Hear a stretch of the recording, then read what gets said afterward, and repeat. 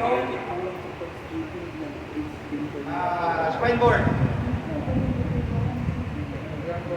Isuksok na, kakante, higa.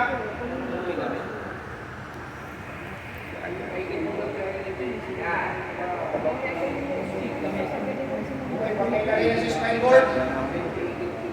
Procedure, kung kailangan, bali yung pa straight. Yung kahoy, para mag-realize yung ating tama. Kaya yung kaya pull.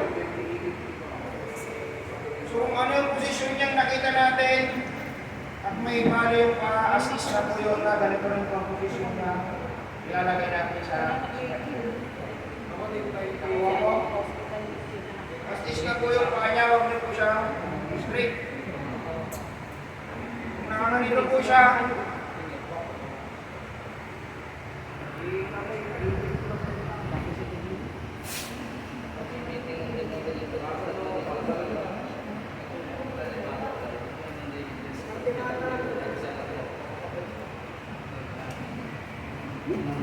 kung nakakanito yung itsura ng ating victim, straight.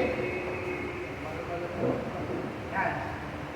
Saka po natin siya kaliyan para hindi po gumalaw-galaw yung paa niya. Mag-split na po. Saka po natin nilagay itong spider strap.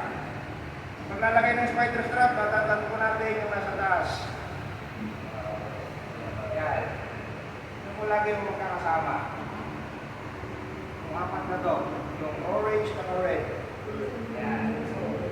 Tapos, ang positioning, dapat ito, pag nakalapat na yung ating spider strap, dapat pagbukas nito pagkingan.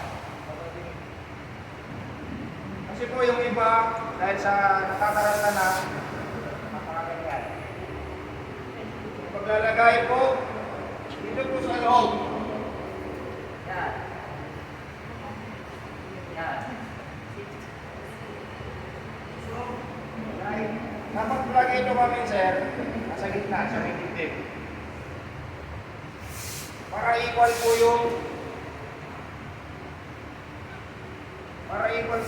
ano natin, spider strap.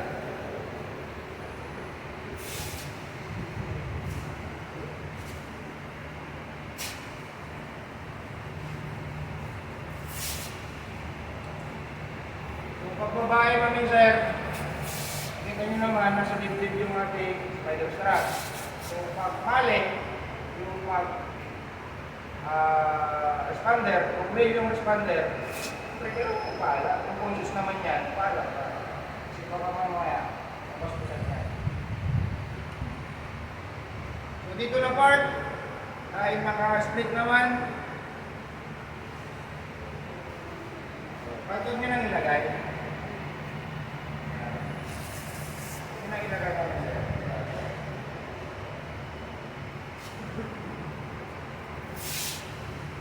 Ang purpose ng spider strap para hindi po mahulog yung ating victim.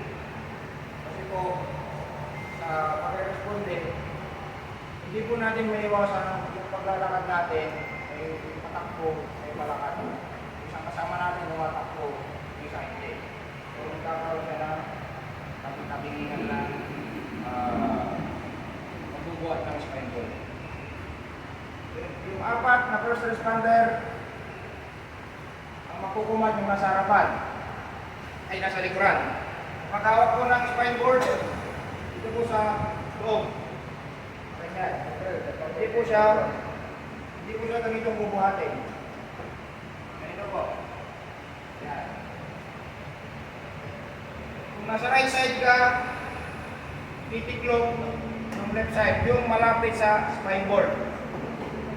Kung nasa left side ka, kung sino yung malapit sa spine board, yun po yung titiklop na tuhod. Nakuha po. Okay, ang magkukuman sa likuran. Bakit? Para marinig po nung nasa harapan. Kasi po kung magkukuman ang pagtas ng ating spine board, hindi po maririnig nung nasa likuran. Kasi po ganito.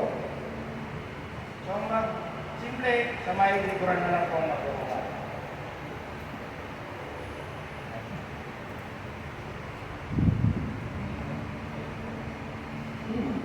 So, kukumand ng ating first responder, ready to live. Kunyari, si classmate ko, yan pa rin nasa magkukumand, ready to live. Ang sasagot naman ng tatlo, ready. Pag sinabing ready, huwag muna bubuhatin. Antayin yung command na live. Ready to live? Ready. Live. Okay, ang pagbuhat natin, sir, dapat hindi po ganito yung ating pagbuhat. Hindi po nakatiklop yung ating siko. Dapat straight lang. Para po yung bigat, makakontrol po natin. Hindi pa po kasi nakaganito. So yung iba, pag-ingi, yung iba mas patas doon, yung iba mas patas dito. So straight lang. Nakakuha, mami sir. Okay. Mga first responder. First aider, straight. Tapos, yung pagtali po ng ating rabat, square knot, para po madaling matanggal. Kapag bababa naman po, ganun din po yung command. Ready to down the victim. Ready.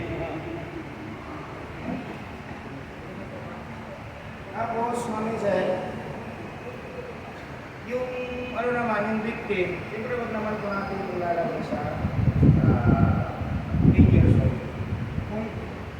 Kung yung victim mami sir is positive pulse, negative breathing, siyempre CPR yan. Pag nilagay natin sa ambulansya, kung kaya natin mag-CPR, CPR pa tayo mami sir. SOP yan mami sir.